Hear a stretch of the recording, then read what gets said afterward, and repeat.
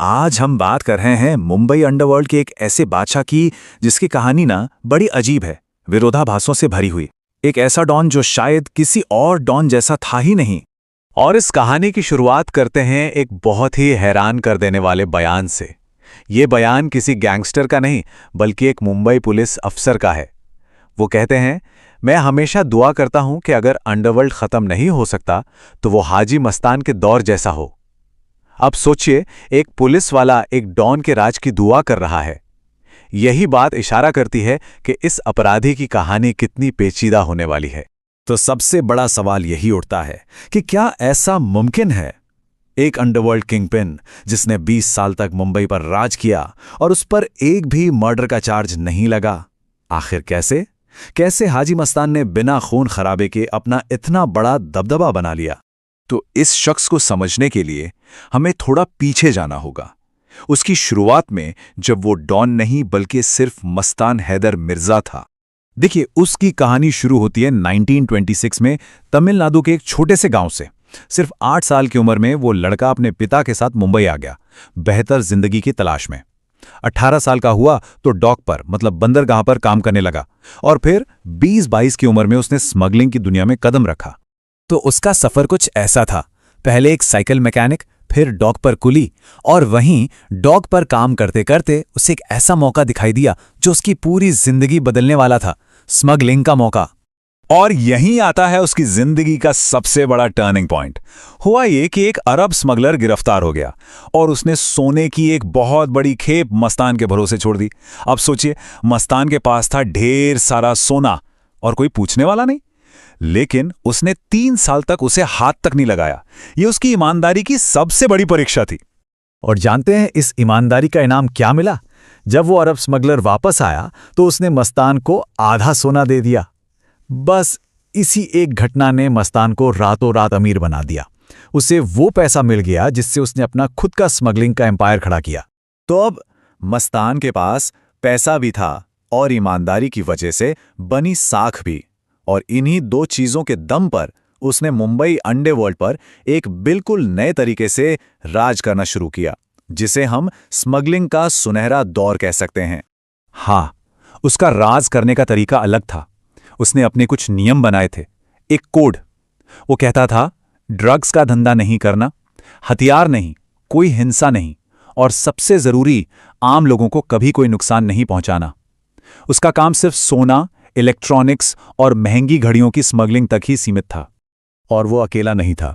उसने उस वक्त के 2 और बड़े नामों, करीम लाला और वरदराजन के साथ मिलकर मुंबई को आपस में बांट लिया। मतलब हाजी मस्तान स्मगलिंग देखेगा, करीम लाला अपने अवैध धंधे, और वरदराजन अवैध शराब और जुए का काम। ये एक तरह का समझौता था जिसने शहर में शांति बनाए रखी और उन खूनी गैंगवॉर से शहर को बचाया जो बाद के सालों में मुंबई की पहचान बन गई। दिलचस्प बात यह है कि मस्तान को फिल्मों का बहुत शौक था। वो बॉलीवुड की पार्टियों में शान से जाता था। दिलीप कुमार और अमिताभ बच्चन जैसे बड़े बड़े सितारों से उसकी दोस्ती थी। यहां तक कि उसने कुछ फिल्मों में पैसा भी लगाया। सब कुछ ठीक चल रहा था, लेकिन फिर देश में कुछ ऐसा हुआ जिसने मस्तान की जिंदगी का रुख हमेशा हमेशा के लिए बदल दिया। साल था 1975। देश में इमरजेंसी लगे और हाजी मस्तान को गिरफ्तार कर लिया गया। पूरे 18 महीने वो जेल में रहा। ये पहली बार था कि वो डॉन, जो अब तक कानून की पकड़ से बाहर था, असल में सलाखों के पीछे पहुंचा। और यही 18 महीने उसकी जिंदगी के लिए एक और टर्निंग पॉइंट साबित हुए। जेल में उसकी मुलाकात हुई महान नेता जयप्रकाश नारायण यानी जेपी से। कहते हैं कि जेपी से मिलकर उस पर ऐसा असर हुआ कि उसने वादा कर लिया कि वो अब अपराध की दुनिया छोड़ देगा। जेल से बाहर आने के बाद मस्तान ने वाकई एक नया रास्ता चुना। लेकिन विडंबना देखिए, ठीक उसी वक्त वो अंडरवर्ल्ड जिस पर कभी उसने राज किया था, बहुत बुरी तरह से बदल रहा था। 1980 में मस्तान मिर्जा ने हज किया और तब से वो हाजी मस्तान कहलाया। उसने औपचारिक तौर पर अपना आपराधिक अतीत पीछे छोड़ दिया और राजनीति में कदम रखा, एक नई सम्मानित पहचान बनाने के लिए। देखिए, हाजी मस्तान का सिस्टम उसूलों पर चलता था, हिंसा और ड्रग्स से दूर। लेकिन जैसे ही वो पीछे हटा, उसकी जगह ली दाऊद इब्राहिम ने। और दाऊद का तरीका बिल्कुल उल्टा था। उसने डर से राज किया और हिंसा, ड्रग्स, वसूली सबको अंडरवर्ल्ड का हिस्सा बना दिया। मुंबई में खौफ का एक नया दौर शुरू हो चुका था।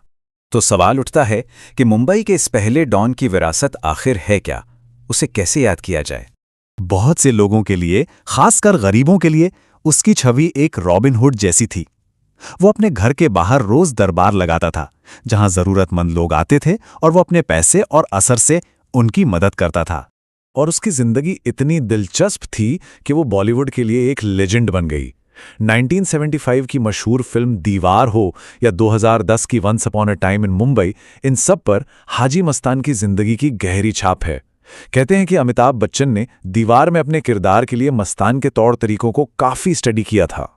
1994 में हार्ट अटैक से हाजी मस्तान की मौत हो गई और उसकी मौत के साथ ही मुंबई में संगठित अपराध का वो पहला अध्याय भी खत्म हो गया। एक ऐसा दौर जब एक डॉन डर से नहीं बल्कि अपने असर और उसूलों से राज करता था। तो आखिर में सवाल वहीं आके रुक जाता है, क्या वो एक उसूलों वाला स्मगलर था जिसने अपने कुछ नैतिक नियम बनाए थे, या फिर वो एक शातिर क्राइम लॉर्ड था जिसने अपनी कहानी को बस एक रोमांटिक अंदाज दे दिया?